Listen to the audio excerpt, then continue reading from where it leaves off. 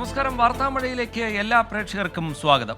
വാർത്താമഴ ആരംഭിക്കുകയാണ്. വിശദമായ റിപ്പോർട്ടുകളിലേക്ക് കടക്കാം. കേന്ദ്ര സർക്കാരിന്റെ കേരളത്തോടുള്ള അവഗണനയ്ക്കെതിരെ കാസർഗോഡ് മുതൽ തിരുവനന്തപുരം രാജ്ഭവൻ വരെ മനുഷ്യച്ചങ്ങല തീർത്ത് ഡിവൈഎഫ്ഐ.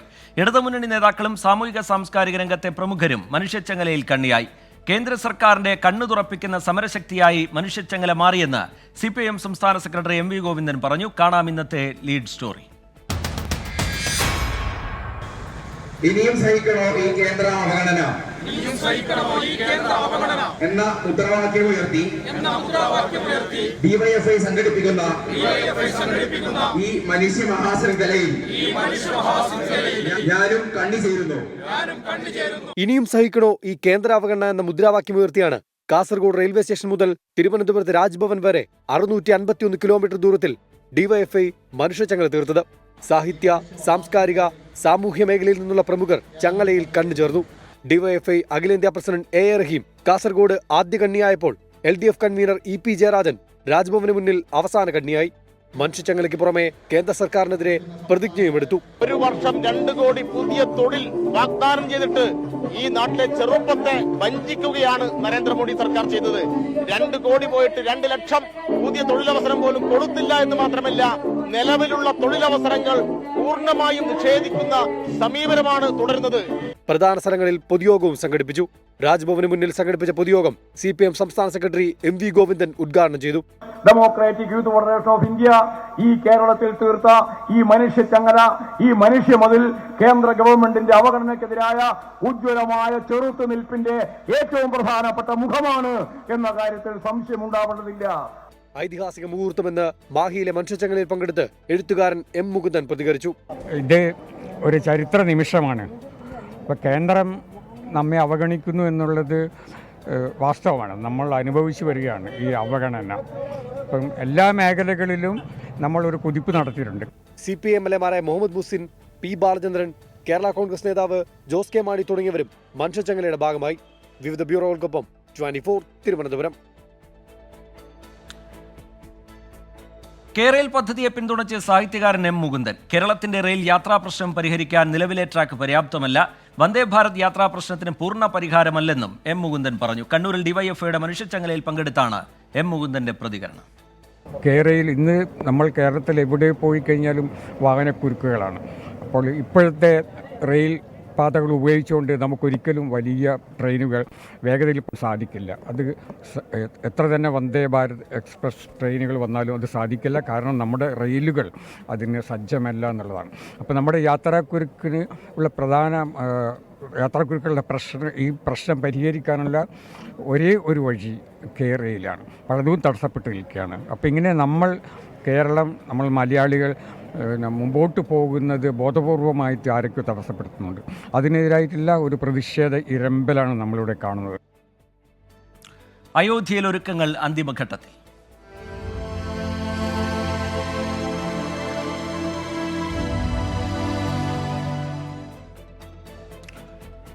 അയോധ്യ രാമക്ഷേത്ര പ്രതിഷ്ഠയ്ക്കുള്ള ഒരുക്കങ്ങൾ അന്തിമഘട്ടത്തിൽ. പ്രധാനമന്ത്രി നരേന്ദ്രമോദി നാളെ വൈകിട്ടോടെ അയോധ്യയിലെത്തും എന്നാണ് വിവരം. അയോധ്യയിലും പരിസര പ്രദേശങ്ങളിലും സുരക്ഷ ശക്തമാക്കിയിട്ടുണ്ട്. അയോധ്യയിൽ നിന്ന് ഏറ്റവും പുതിയ വിവരങ്ങളുമായി S വിജയകുമാർ നമുക്കൊപ്പം ചേരുകയാണ്. വിജയകുമാർ, ഒരുക്കങ്ങളൊക്കെ പൂർത്തിയാവുന്നു. പ്രധാനമന്ത്രി നാളെ അയോധ്യയിലേക്ക് എത്താൻ പോകുന്നു. ഏറ്റവും പുതിയ വിവരങ്ങൾ, പുരോഗമിച്ചുകൊണ്ടിരിക്കുന്ന ചടങ്ങുകൾ, വിശദാംശങ്ങൾ എന്താണ് വിജയകുമാർ?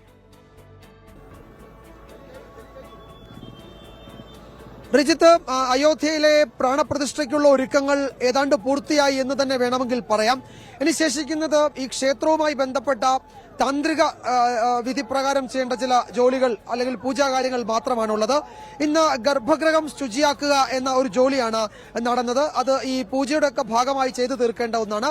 അത് കഴിഞ്ഞ് നാളെയുള്ളത് ഇതിനോടനുബന്ധിച്ച് ഈ പ്രതിഷ്ഠാ ചടങ്ങിനനുബന്ധിച്ചുള്ള ചില പൂജാകർമ്മങ്ങളാണുള്ളത്.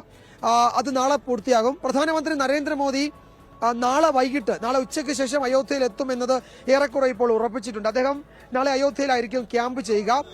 അതിനുശേഷം, അതായത് ഈ പ്രാണപ്രതിഷ്ഠ നടക്കുന്ന ദിവസം രാവിലെ സരയൂ നദിയിൽ അദ്ദേഹം സ്നാനം ചെയ്യും. സ്നാനഘട്ടത്തിൽ അദ്ദേഹം രാവിലെ സ്നാനം ചെയ്യും. അതിനുശേഷം ഏതാണ്ട് 2 കിലോമീറ്റർ ഒരു പദയാത്രയെ നടന്ന് ക്ഷേത്രത്തിലേക്ക് പോയി ഈ ചടങ്ങിൽ പങ്കെടുക്കാനുള്ള തയ്യാറെടുപ്പ് നടത്തുമെന്നാണ് ഇപ്പോൾ അറിയിച്ചിരിക്കുന്നത്. അതിനേതെങ്കിലും തരത്തിൽ സുരക്ഷാ കാരണങ്ങളാൽ മാറ്റമുണ്ടാകുമോ എന്ന് നമുക്ക് ഈ ഘട്ടത്തിൽ പറയാൻ കഴിയില്ല. ഏതായാലും അതിനനുബന്ധമായ സുരക്ഷാ ക്രമീകരണങ്ങളാണ് ഇവിടെ ഏർപ്പെടുത്തിയിരിക്കുന്നത്. ഇവിടേക്ക് രാജ്യത്തിന്റെ നാനാഭാഗത്തു നിന്നും ഈ തീർത്ഥാടകർ വന്നുകൊണ്ടിരിക്കുകയാണ്. ലക്ഷക്കണക്കിന് ആളുകൾ ഇതിനോടകം ഈ അയോധ്യ നഗരത്തിൽ എത്തിയിട്ടുണ്ട്.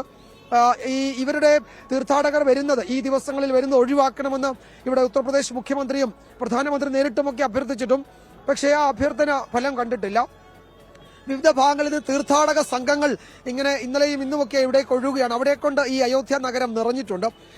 ഈ അയോധ്യ നഗരത്തിന് ഉൾക്കൊള്ളാൻ കഴിയുന്നതിലും അധികം ആളുകൾ ഇതിനോടകം ഇവിടെ വന്നു ചേർന്നിട്ടുണ്ട്. അതിൽ ആകെ 7000 പേർക്ക് മാത്രമേ ഈ പ്രാണപ്രതിഷ്ഠ ചടങ്ങ് കാണാൻ കഴിയുള്ളൂ, നേരിട്ട് കാണാൻ കഴിയുള്ളൂ. അവരെ ക്ഷേത്രത്തിൽ അനുവദിച്ചിട്ടുള്ളൂ, അതിന്റെ ചുറ്റുപാടും അനുവദിച്ചിട്ടുള്ളൂ. ബാക്കിയുള്ളവർക്ക് വേണ്ടി അവരവർക്ക് വലിയ സ്ക്രീനുകളൊക്കെ സ്ഥാപിച്ച് അതിലൊക്കെ കാണിക്കുന്നുണ്ട്. ദൂരദർശനാണ് ഇതിന്റെ മുഴുവൻ സമയ ലൈവ് ടെലികാസ്റ്റ് നടത്തുന്നത്. ദൂരദർശൻ അതിന്റെ ദൃശ്യങ്ങൾ വാർത്താ ഏജൻസികൾക്ക് നൽകുമെന്ന് അറിയുന്നു. മറ്റു മാധ്യമങ്ങൾക്കൊന്നും അവിടേക്ക് അനുമതി ഉണ്ടായിരിക്കുന്നില്ല. അതിന്റെ സമയക്രമമൊക്കെ സംബന്ധിച്ചുള്ള കൃത്യമായ വിവരങ്ങൾ ഇതിനോടകം പുറത്തുവിട്ടിട്ടുമുണ്ട്. ഈ സുരക്ഷയാണ് മറ്റൊരു പ്രധാനപ്പെട്ട കാര്യം. റിജിത്ത്, സുരക്ഷയ്ക്കായി ഏതാണ്ട് 20,000-ഓളം വരുന്ന അല്ലെങ്കിൽ 1000-ഓളം വരുന്ന പ്രത്യേക സുരക്ഷാ ഉദ്യോഗസ്ഥർ ഇവിടേക്ക് നിയോഗിച്ചിട്ടുണ്ട്. ആ ഉദ്യോഗസ്ഥര് ഈ ഉത്തർപ്രദേശ് പോലീസിൽ നിന്നുള്ളവരാണ്. അവരെ നാഷണൽ സെക്യൂരിറ്റി ഗാർഡ് NSG കമാൻഡോസിന് പരിശീലനം നൽകുന്നത് പോലെയാണ് അവർക്ക് പരിശീലനം നൽകിയിരിക്കുന്നത്. അവരുടെ പരിശീലനം പൂർത്തിയാക്കി അവരാണ് ഈ ക്ഷേത്രത്തിന്റെയും ഈ മേഖലയുടെയും ഒക്കെ സുരക്ഷാ ക്രമീകരണങ്ങളിൽ പങ്കെടുക്കുന്നത്. എന്തായാലും അയോധ്യ പൂർണ്ണമായും ഈ ചടങ്ങിന് ഒരുങ്ങിയിട്ടുണ്ട്. അത് ഏതാണ്ട് ഉത്സവാന്തരീക്ഷത്തിൽ തന്നെ അത് നടക്കുകയും ചെയ്യുന്നുണ്ട്. റീജിത്ത്. ശരി, എസ് വിജയകുമാർ അയോധ്യയിൽ നിന്ന് വിവരങ്ങൾ നൽകുകയായിരുന്നു. അയോധ്യയിലെ രാമക്ഷേത്ര പ്രതിഷ്ഠയുമായി ബന്ധപ്പെട്ട വിവാദങ്ങളിൽ പ്രതികരണം പാടില്ല എന്ന് BJP ദേശീയ നേതൃത്വം നേതാക്കൾക്ക് നിർദ്ദേശം നൽകി. പ്രതിഷ്ഠാദിന ചടങ്ങുകൾക്ക് രാഷ്ട്രീയ നിറം കൊടുക്കുന്ന ഒന്നും പാടില്ല എന്നാണ് നിർദ്ദേശം. അതേസമയം പ്രാണപ്രതിഷ്ഠയ്ക്ക് അവധി പ്രഖ്യാപിക്കുന്ന നടപടി പല സംസ്ഥാനങ്ങളിലും തുടരുകയാണ്. രാമക്ഷേത്ര പ്രതിഷ്ഠയ്ക്ക് മണിക്കൂറുകൾ മാത്രം ബാക്കി. രാഷ്ട്രീയ വിവാദങ്ങൾക്ക് ചെവി കൊടുക്കാതെ BJPയും ഉത്തർപ്രദേശ് സർക്കാരും. എന്തു പ്രതികരണവും കരുതലോടെ മാത്രമെന്ന കർശന നിർദ്ദേശമാണ് നേതാക്കൾക്ക് BJP നൽകിയിരിക്കുന്നത്. പ്രധാനമന്ത്രി പങ്കെടുക്കുന്ന ചടങ്ങിന്റെ മാറ്റു കുറയരുത് എന്ന മുന്നറിയിപ്പ് നിലനിൽക്കുന്നതിനാൽ പ്രതികരണങ്ങളിലും ആ ജാഗ്രത കാണാം. ഹൈക്കമാൻഡ് വിലക്ക് മറികടന്ന് ചടങ്ങിൽ പങ്കെടുക്കുമെന്ന് UP കോൺഗ്രസ് നേതൃത്വം അറിയിച്ചിട്ടുണ്ട്. തൽക്കാലം ഏറ്റുമുട്ടൽ വേണ്ടെന്നാണ് AICC നിലപാട്. രാമൻ എല്ലാവരുടെയുമാണ് എന്ന ഫറൂഖ് അബ്ദുള്ളയുടെ പ്രസ്താവന BJP സ്വാഗതം ചെയ്തു. ഫറൂഖ് അബ്ദുള്ള ഈ നിലപാട് സ്വീകരിച്ചത് രാമഭക്തരുടെ വിജയമെന്ന് BJP നേതൃത്വം പ്രതികരിച്ചു. രാമരാജ്യമെന്ന ആശയം BJPക്ക് എന്നും പ്രചോദനം നൽകുമെന്ന് പ്രധാനമന്ത്രി നരേന്ദ്രമോദി പറഞ്ഞു. അതിനിടെ പ്രതിഷ്ഠാ ദിനത്തിലെ അവധി പ്രഖ്യാപനം തുടരുകയാണ്. മുംബൈ ഓഹരി വിപണി തിങ്കളാഴ്ച പ്രവർത്തിക്കില്ല. BJP സംസ്ഥാനങ്ങൾ ഇതിനോടകം പൂർണ്ണമായോ ഭാഗികമായോ അവധി നൽകിയിട്ടുണ്ട്. അയോധ്യയിലേക്ക് തീർത്ഥാടകരും ക്ഷണിക്കപ്പെട്ട അതിഥികളും വന്നുകൊണ്ടിരിക്കുന്നു. ഇത് അയോധ്യ രാമക്ഷേത്രത്തിലേക്കുള്ള പ്രധാന വഴി. തീർത്ഥാടക സംഘങ്ങൾ മാത്രമല്ല ഈ വഴി നടക്കുന്നത്. രാഷ്ട്രീയ ഇന്ത്യയുടെ ചരിത്രത്തിലേക്ക് കൂടി ഈ വഴി നീളും. അയോധ്യയിൽ നിന്ന് cameraman VS രാഹുലിനൊപ്പം S Vijayakumar, 24.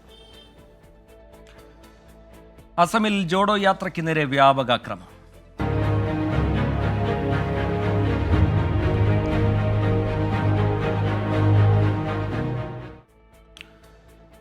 Rahul Gandhi നയിക്കുന്ന ഭാരത് ജോഡോ ന്യായ് യാത്രയ്ക്ക് നേരെ അസമിൽ ആക്രമണം. ലഖിംപൂരിൽ വാഹനങ്ങൾക്ക് നേരെ കല്ലേറുണ്ടായി, ബോർഡുകളും തകർത്തു. യാത്രയിലെ ജനപങ്കാളിത്തം കണ്ട് ഭയന്ന മുഖ്യമന്ത്രി ഹിമന്ത ബിശ്വ ശർമ്മയാണ് ആക്രമണത്തിന് പിന്നിലെന്ന് കോൺഗ്രസ് ആരോപിച്ചു.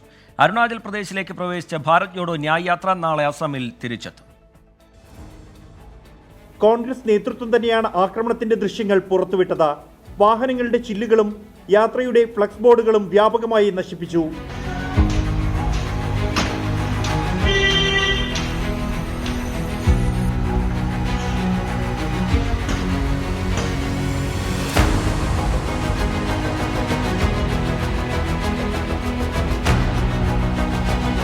ആക്രമണത്തിന് പിന്നിൽ മുഖ്യമന്ത്രി ഹിമന്ത ബിശ്വ ശർമ്മയാണെന്ന് ആരോപിച്ച കോൺഗ്രസ് ഭയന്ന് പിന്മാറില്ലെന്നും മുൻ നിശ്ചയിച്ച റൂട്ടിലൂടെ യാത്ര തുടരുമെന്നും വ്യക്തമാക്കി. हम लोग भारतीय जनता पार्टी से कहना चाहते हैं कि हमारे नेता राहुल गांधी जी कांग्रेस पार्टी के तमाम कार्यकर्ता घबराने और डरने वाले नहीं। भारत जोड़ो न्याय यात्रा जो चल रही है, हिंदुस्तान के अंदर न्याय की आवाज उठाने की ये यात्रा है, ये कभी भी ना तो रुकेगी, ना हमारे नेता किसी भी प्रकार से घबराएंगे, ना किसी प्रकार से डरेंगे. കോൺഗ്രസ് അധ്യക്ഷൻ മല്ലികാർജുൻ ഖാർഗെ ഉൾപ്പെടെയുള്ളവർ ആക്രമണത്തെ അപലപിച്ചു. ഇന്ന് രാവിലെ ബോഗി നദിയിൽ നിന്നും ആരംഭിച്ച രാഹുൽ ഗാന്ധിയുടെ യാത്ര ഗുംതോ വഴി അരുണാചൽ പ്രദേശിൽ പ്രവേശിച്ചു. ഇറ്റാനഗറിലെ മൈഥുൻ ഗേറ്റിൽ പദയാത്രയ്ക്ക് ശേഷം നാളെ ഭാരത് ജോഡോ ന്യായ് യാത്ര അസമിൽ തിരിച്ചെത്തും. 24 ഡൽഹി. വിജിലൻസിന് മുന്നിൽ ഹാജരായി മാത്യു കുഴൽനാടൻ.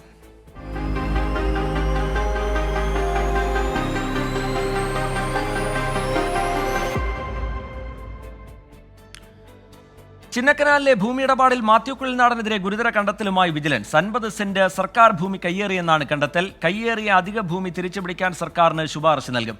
കയ്യേറ്റവുമായി ബന്ധപ്പെട്ട് മാത്യു കുഴൽനാടനെ വിജിലൻസ് ചോദ്യം ചെയ്തു. സർക്കാർ ഭൂമിയുണ്ടെങ്കിൽ വിജിലൻസിന് തുടർ നടപടികൾ സ്വീകരിക്കാമെന്ന് മാത്യു കുഴൽനാടൻ പ്രതികരിച്ചു.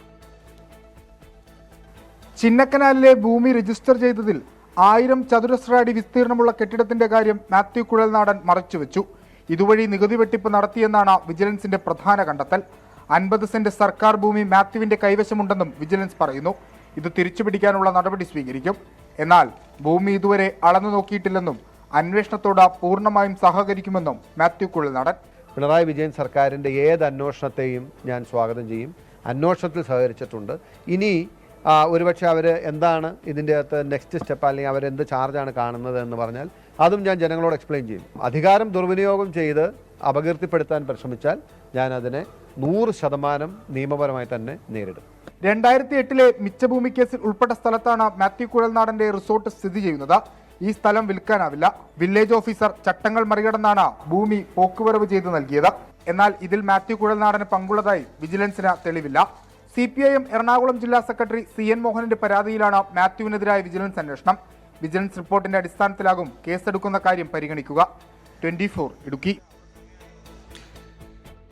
രഞ്ജിത്ത് ശ്രീനിവാസൻ വധക്കേസിൽ 15 പ്രതികളും കുറ്റക്കാർ.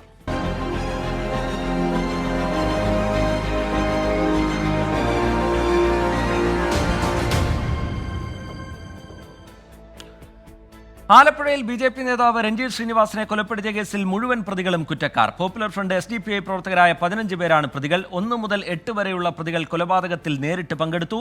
മുഴുവൻ പ്രതികളും ഗൂഢാലോചനയുടെ ഭാഗമായെന്നും മാവേലിക്കര അഡീഷണൽ സെഷൻസ് കോടതി കണ്ടെത്തി. പ്രതികൾക്കെതിരെ കൊലപാതകം, ഗൂഢാലോചന, ദൃക്സാക്ഷികളെ ആക്രമിക്കുക തുടങ്ങി പോലീസ് ചുമത്തിയ മുഴുവൻ കുറ്റങ്ങളും നിലനിൽക്കുമെന്ന് മാവേലിക്കര അഡീഷണൽ സെഷൻസ് കോടതി കണ്ടെത്തി. കൃത്യമായ ആസൂത്രണത്തോടെ അതിവേഗം നടപ്പിലാക്കിയ അതിക്രൂരമായ കൊലപാതകമെന്നായിരുന്നു പ്രോസിക്യൂഷന്റെ വാദം. ഈ കേസിനകത്ത് ഇതിന് ആസ്പദമായ മറ്റൊരു സംഭവം, വയലാറിൽ നന്ദുകൃഷ്ണൻ എന്ന് പറയുന്ന ഒരാളുടെ കൊലപാതകത്തിന് ശേഷം ഇപ്രകാരം വീണ്ടും ഒരു കൊലപാതകം നടത്തണമെന്നുള്ള ഉദ്ദേശത്തോടു കൂടി തയ്യാറാക്കിയ ഹിറ്റ് ലിസ്റ്റ് 3-ാം പ്രതി അനൂപിന്റെ ഭാര്യ വീട്ടിൽ നിന്ന് കണ്ടെടുത്ത മൊബൈൽ ഫോണിൽ നിന്നും ഇപ്രകാരം തയ്യാറാക്കിയ ഹിറ്റ് ലിസ്റ്റ് പോലീസ് അന്വേഷണത്തിന്റെ ഭാഗമായി കണ്ടെത്തി കഴിഞ്ഞു. അതിൽ 1-ാമത്തെ പേരായി കാണിച്ചിട്ടുള്ളത് ഇപ്പോൾ കൊല ചെയ്യപ്പെട്ട രഞ്ജിത്ത് ശ്രീനിവാസന്റെ പേര് തന്നെയായിരുന്നു. അതിൽ ധാരാളം പേരുടെ മറ്റു പേരുകളും ഇനിയുണ്ട്. പ്രതികൾക്ക് പരമാവധി ശിക്ഷ ലഭിക്കുമെന്നാണ് പ്രതീക്ഷയെന്ന് രഞ്ജിത്ത് ശ്രീനിവാസന്റെ ഭാര്യ ലിഷ, മാതാവ് വിനോദിനി എന്നിവർ പ്രതികരിച്ചു. ശിക്ഷയെക്കുറിച്ച് പറഞ്ഞിട്ടില്ല. 15 പേരും കുറ്റക്കാരാണെന്ന് കോടതി കണ്ടിട്ടുണ്ട്. അതിൽ സന്തോഷമുണ്ട്. പരമാവധി എല്ലാവരും 302 പ്രകാരം കുറ്റക്കാരാണെന്ന് കണ്ടിട്ടുണ്ട്.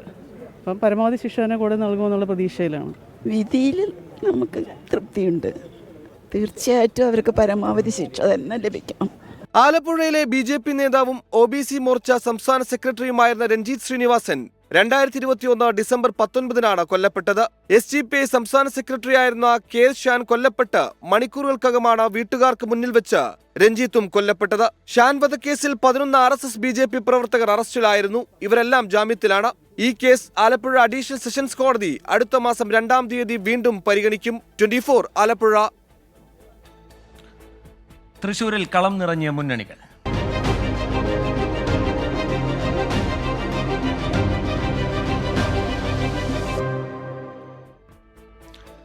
തൃശൂരിൽ മത്സരം കോൺഗ്രസും BJPയും എന്ന പ്രസ്താവനയിൽ TN പ്രതാപൻ MP വിടാതെ CPIM. TN പ്രതാപൻ BJPക്ക് വേണ്ടി പ്രചാരണം നടത്തുന്നുവെന്ന് CPIM ജില്ലാ സെക്രട്ടറി MM വർഗീസ് ആരോപിച്ചു.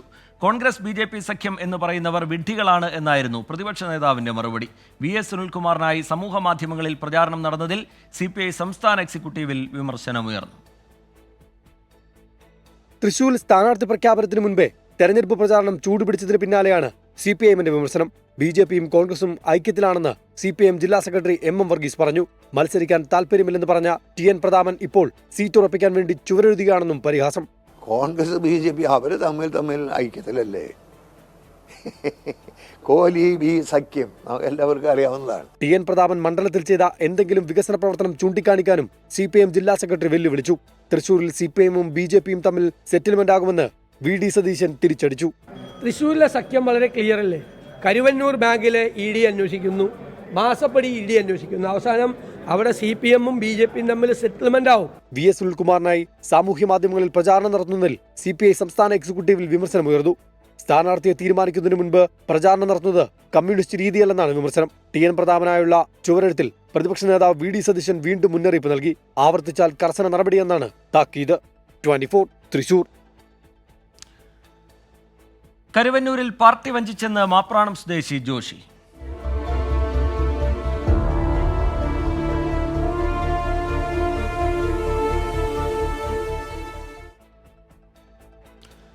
കരുവന്നൂർ സഹകരണ ബാങ്കിൽ നിക്ഷേപിച്ച തുക തിരിച്ചു കിട്ടാത്തതിനാൽ ദയാവധത്തിന് അനുമതി തേടി മാപ്രാണം സ്വദേശി ജോഷി ഹൈക്കോടതി ചീഫ് ജസ്റ്റിസിനും മുഖ്യമന്ത്രിക്കും കത്തയച്ചു.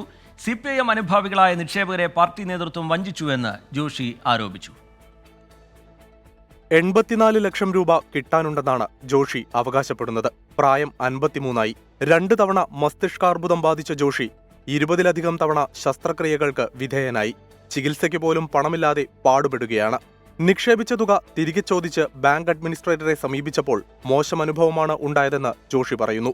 ഞാൻ ജോലി ചെയ്ത് ഇത്ര കാലം ജീവിച്ചത്, ഞാൻ ഒരു പാർട്ടി സ്ഥാനത്തിരിക്കുകയോ ഒരു ജോലി അതുമൂലം നേടുകയോ ഒന്നും ചെയ്തിട്ടില്ല. എനിക്ക് വാഗ്ദാനം ഉണ്ടായിരുന്നു, ഞാൻ വേണ്ടെന്നാണ് പറഞ്ഞത്, ജോലി ചെയ്ത് ജീവിച്ചോളാം എന്ന് പറഞ്ഞത്. ആ ജോലി ചെയ്തുണ്ടാക്കിയ കാശും അതും ഞാൻ 2 കാലം തകർന്ന് കിടന്നതിന് ശേഷം ഉണ്ടാക്കിയ പൈസയാണ്.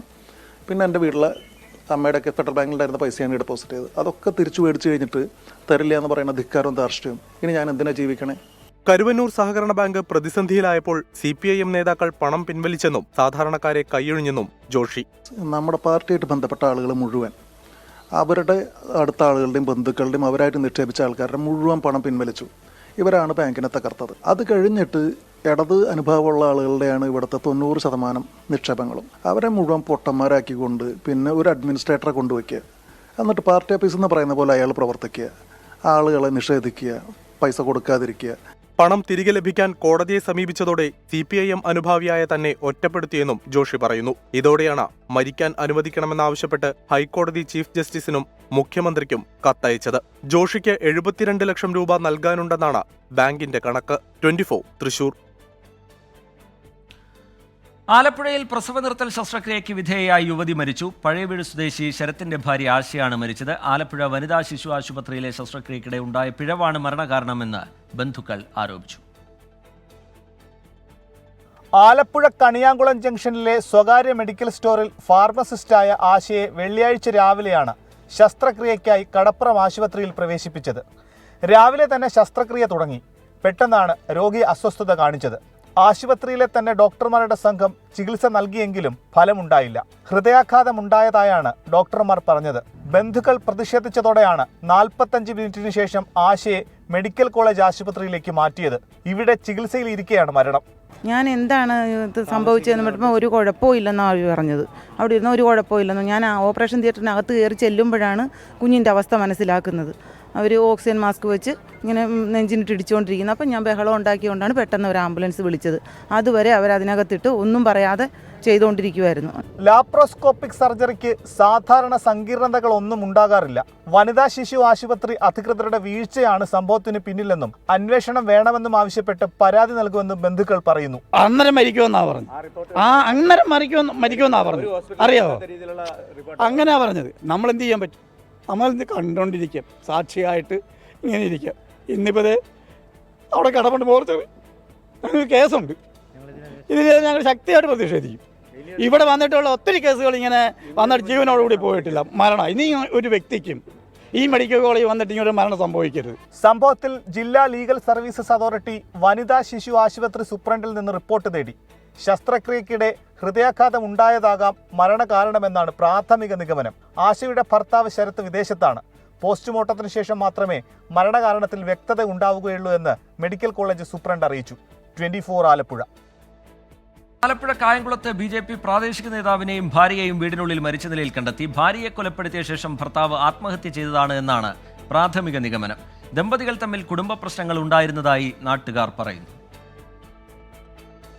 BJP കായംകുളം മണ്ഡലം സെക്രട്ടറി PK സജിയെയും ഭാര്യ ബിനുവിനെയുമാണ് രാജധാനി എന്ന വീടിനുള്ളിൽ മരിച്ച നിലയിൽ കണ്ടെത്തിയത്. ഇരുവരുടെയും ദേഹത്ത് മുറിവുകളുണ്ട്. സജിയുടെ കയ്യിൽ കത്തിയും. ബിനുവിന്റെ മൃതദേഹം മുകളിലത്തെ കിടപ്പുമുറിയിലും സജിയുടേത് താഴത്തെ നിലയിലുമാണ് കണ്ടെത്തിയത്. ഇവരുടെ ഏകമകൻ പഠനാവശ്യത്തിനായി കോയമ്പത്തൂരിലാണ്.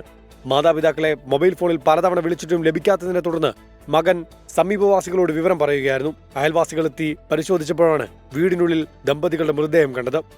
3:30 അപ്പുറത്ത് വീട്ടിലെ അച്ഛനെ വിളിച്ചായിരുന്നു. അച്ഛനെ എന്നെ വിളിച്ചിട്ട് ഫോൺ എടുക്കുന്നില്ല, സ്വിച്ച് ഓഫ് ആണെന്ന് പറഞ്ഞു. ഒന്ന് കയറി നോക്കാമോ എന്ന് ചോദിച്ചു. അതിൻ്റെ കയറി നോക്കിയപ്പോഴാണ് സംഭവം കാണുന്നത്. അവിടുത്തെ ചേച്ചിയാണെങ്കിൽ കമ്മൽ കിടക്കുമായിരുന്നു. ബ്ലഡിനൊക്കെ. ഫോറൻസിക് വിദഗ്ധരുടെ ഉൾപ്പെടെ പരിശോധന പൂർത്തിയാക്കിയ ശേഷം മാത്രമേ മൃതദേഹങ്ങൾ പോസ്റ്റ്മോർട്ടത്തിന് അയക്കുകയുള്ളൂ. വ്യക്തിപരമായ കാരണങ്ങൾ പറഞ്ഞ് PK സജി കഴിഞ്ഞ കുറച്ചു ദിവസങ്ങളായി പാർട്ടി പ്രവർത്തനങ്ങളിൽ സജീവമായിരുന്നില്ലെന്ന് BJP പ്രാദേശിക നേതാക്കൾ പറയുന്നു. കായംകുളത്തെ സ്വകാര്യ സ്കൂളിലെ അധ്യാപികയായിരുന്നു ഭാര്യ ബിനു. 2 മാസങ്ങൾക്ക് മുമ്പ് ഈ ജോലി രാജിവെച്ചതായി ബന്ധുക്കൾ പറയുന്നു. അസ്വാഭാവിക മരണത്തിന് കേസെടുത്ത കായംകുളം പോലീസ് അന്വേഷണം ആരംഭിച്ചു. 24 ആലപ്പുഴ. അയോധ്യ വിഷയത്തിൽ ആരോപണ പ്രത്യാരോപണങ്ങളുമായി യൂത്ത് ലീഗും INL-ഉം. വിഷയത്തിൽ മുസ്ലിം ലീഗിന് നിലപാടില്ലെന്ന് INL സംസ്ഥാന ജനറൽ സെക്രട്ടറി കാസിം ഇരിക്കൂർ ആരോപിച്ചു. വാർത്തയിൽ ഇടം നേടാനാണ് INL-ന്റെ ശ്രമം എന്നായിരുന്നു യൂത്ത് ലീഗിന്റെ മറുപടി. രാമക്ഷേത്ര പ്രാണ പ്രതിഷ്ഠ ചടങ്ങ് നടക്കുന്ന 22-ന് INL സംസ്ഥാന കമ്മിറ്റി കോഴിക്കോട് ബീച്ചിൽ നടത്തുന്ന സൗഹാർദ്ദ സംഗമം വിശദീകരിക്കാൻ വിളിച്ച വാർത്താ സമ്മേളനത്തിലാണ് മുസ്ലിം ലീഗിനെതിരെ ആരോപണവുമായി INL നേതാക്കൾ രംഗത്തെത്തിയത്. അന്ന് മറ്റുള്ളവരെ തൃപ്തിപ്പെടുത്താൻ വേണ്ടി അണികളുടെ കണ്ണിൽ പൊടിയിടാൻ വേണ്ടി ഒരു നിലപാടെടുത്തിരുന്നു. പക്ഷേ ഇന്ന് ആ നിലപാടെടുക്കാൻ പോലും അവർക്ക് ധൈര്യമില്ല. കാരണം അന്ന് ED ഇത്ര ശക്തമായിരുന്നില്ല. ഇത്രമാത്രം സംഭവവികാസങ്ങൾ ഉണ്ടായിട്ടും ഒരഭിപ്രായം പറയാൻ ഇവർ മുന്നോട്ട് വന്നിട്ടില്ല. എന്നാൽ INL നേതാക്കൾക്ക് മറുപടിയുമായി യൂത്ത് ലീഗ് നേതാവ് PK ഫിറോസ് രംഗത്തെത്തി. മന്ത്രിസ്ഥാനം പോയതോടെ ഇടതുമുന്നണിയിൽ പോലും കസേര കിട്ടാത്ത INL വാർത്തകളിൽ നിറയാനാണ് അടിസ്ഥാനരഹിതമായ ആരോപണം ഉന്നയിക്കുന്നതെന്ന് ആരോപിച്ചു. വാർത്താക്കോളത്തിൽ ഇടം കിട്ടാൻ വേണ്ടി എന്തെങ്കിലുമൊക്കെ പറഞ്ഞാൽ കിട്ടും എന്ന് വിചാരിച്ച് പറയാനല്ലാതെ INL തന്നെ പ്രസക്തിയില്ലല്ലോ. ഒരു മന്ത്രിസ്ഥാനം കിട്ടിയപ്പോഴേക്കും അവർ രണ്ടായി. ഇപ്പോൾ മന്ത്രിസ്ഥാനം പോയതോടെ LDF തന്നെ അവർക്ക് ഉള്ള സ്ഥാനവും പോയി. അവിടെ ഒരു കസേര ഉറപ്പിക്കാനുള്ള ഒരു ശ്രമം നടത്തട്ടെ. എന്നിട്ട് ലീഗിനെ കുറിച്ചൊക്കെ അഭിപ്രായം പറയാൻ അവർ വന്നാൽ മതി എന്നാണ് അതേക്കുറിച്ച് പറയാനുള്ളത്. സൗഹാർദ്ദ സംഗമത്തിൽ ഇരുവിഭാഗം സംസ്ഥാന നേതാക്കളെയും മറ്റ് സാമുദായിക നേതാക്കളെയും പങ്കെടുപ്പിക്കുന്നുണ്ട്. ഇടതുമുന്നണി കൺവീനർ EP ജയരാജനാണ് സംഗമം ഉദ്ഘാടനം ചെയ്യുന്നത്. 24 കോഴിക്കോട്. പത്തനംതിട്ട കൂടൽ ബെവ്കോ ഔട്ട്ലെറ്റിൽ നിന്ന് 81 ലക്ഷം രൂപ തട്ടിയ കേസിൽ പ്രതിയായ ജീവനക്കാരൻ കോടതിയിൽ കീഴടങ്ങി. കൊല്ലം ആനയടി സ്വദേശി 23-കാരനായ അരവിന്ദാണ് Pathanamthitta first class judicial magistrate കോടതിയിൽ കീഴടങ്ങിയത്. അരവിന്ദിനെ കോടതി 14 ദിവസത്തേക്ക് റിമാൻഡ് ചെയ്തു. ബെവ്കോയുടെ പത്തനംതിട്ട കൂടൽ ഔട്ട്ലെറ്റിൽ നിന്ന് ജീവനക്കാരൻ 81.6 ലക്ഷം രൂപ തിരിമറി നടത്തിയെന്ന പരാതി ജനുവരി 5-നാണ് പോലീസിന് ലഭിക്കുന്നത്. കേസെടുത്ത കൂടൽ പോലീസ് നടത്തിയ അന്വേഷണത്തിൽ കൊല്ലം ആനിയടി സ്വദേശിയ അരവിന്ദ് ബാങ്കിലടക്കാൻ കൊടുത്ത പണം ചലാനിൽ ക്രമക്കേട് നടത്തി തട്ടിയെടുത്തത് ഓൺലൈൻ റമ്മി കളിക്കാനാണെന്ന് കണ്ടെത്തിയിരുന്നു. പ്രതി ഈ പണം യശ്വന്തപൂർ സ്വദേശികളായ 2 പേരുടെ അക്കൗണ്ടുകളിലേക്ക് ട്രാൻസ്ഫർ ചെയ്തതായും കണ്ടെത്തി. പ്രതിക്കായി അന്വേഷണം തുടരുന്നതിനിടെയാണ് അരവിന്ദ് അഭിഭാഷകർ മുഖേന Pathanamthitta judicial first class magistrate 2-ൽ കീഴടങ്ങിയത്. പ്രതിയെ കോടതി 14 ദിവസത്തേക്ക് റിമാൻഡ് ചെയ്ത് കൊട്ടാരക്കര സബ് ജയിലിലേക്ക് മാറ്റി. തിങ്കളാഴ്ച പ്രതിയെ കസ്റ്റഡിയിൽ കിട്ടാൻ പോലീസ് അപേക്ഷ നൽകും. സംഭവവുമായി ബന്ധപ്പെട്ട് കൂടൽ ഔട്ട്ലെറ്റിലെ മാനേജർ അടക്കമുള്ള ജീവനക്കാരെ ബെവ്കോ സസ്പെൻഡ് ചെയ്തിട്ടുണ്ട്. പണം തട്ടിയതിൽ ഇവർക്കും പങ്കുണ്ടോ എന്നും പോലീസ് പരിശോധിക്കുകയാണ്. ശ്രീകുമാരൻ, 24, പത്തനംതിട്ട. മലപ്പുറത്ത് സ്കൂളിലെ ഉച്ചക്കഞ്ഞി വിതരണത്തിനുള്ള അരി അധ്യാപകൻ മറച്ചുവിറ്റെന്ന് പരാതി. മൊറയൂർ VHM ഹയർ സെക്കൻഡറി സ്കൂളിലെ അധ്യാപകനെതിരെ ദൃശ്യങ്ങൾ സഹിതം പഞ്ചായത്ത് അംഗം മുഖ്യമന്ത്രിക്കും വിദ്യാഭ്യാസ മന്ത്രിക്കും പരാതി നൽകി. സ്കൂളിലെ അരി സൂക്ഷിക്കുന്ന മുറിയിൽ നിന്നും രാത്രി അരിച്ചാക്കുകൾ മറ്റൊരു വാഹനത്തിലേക്ക് കടത്തുന്ന ദൃശ്യങ്ങളാണ് പുറത്തു വന്നത്. സ്കൂളിലെ അധ്യാപകനാണ് അരി കടത്തുന്നത് എന്നാണ് പഞ്ചായത്ത് അംഗം ഹസീനാരുടെ ആരോപണം. ദൃശ്യങ്ങൾ സഹിതം മുഖ്യമന്ത്രിക്കും വിദ്യാഭ്യാസ മന്ത്രിക്കും പരാതി നൽകി. നമ്മൾ അവിടുത്തെ പ്രധാന അധ്യാപകരെടുത്തും PTA കമ്മിറ്റി അംഗങ്ങളെടുത്തൊക്കെ ഈ വിഷയം അവതരിപ്പിച്ചിട്ടും അവരുടെ ഭാഗത്തുനിന്ന് ഒരു പിന്തുണ ഇത് നിർത്താനുള്ള ഒരു സാഹചര്യങ്ങളും അവരുടെ കയ്യിൽ ഉണ്ടായില്ല. അത് കാരണമാണ് ഇവിടുത്തെ രക്ഷിതാക്കളും ടീച്ചേഴ്സും വിദ്യാർത്ഥികളോടും കൂടിയിട്ടാണ് ഈ വീഡിയോ പകർത്തിയിട്ടുള്ളത്. മുട്ട, പാൽ തുടങ്ങിയവയും പലപ്പോഴായി മോഷണം പോയിട്ടുണ്ടെന്നും ആരോപണമുണ്ട്. സ്കൂൾ മാനേജറും ഹെഡ്മാസ്റ്ററും ആരോപണം നിഷേധിച്ചു. വിഷയം വാർത്തയായതോടെ വിദ്യാഭ്യാസ വകുപ്പും ന്യൂൺ ഫീൽഡ് ഓഫീസറും അന്വേഷണം തുടങ്ങി. 24 മലപ്പുറം. ഈ റിപ്പോർട്ടോടെ വാർത്താമഴ പൂർത്തിയാവുകയാണ്.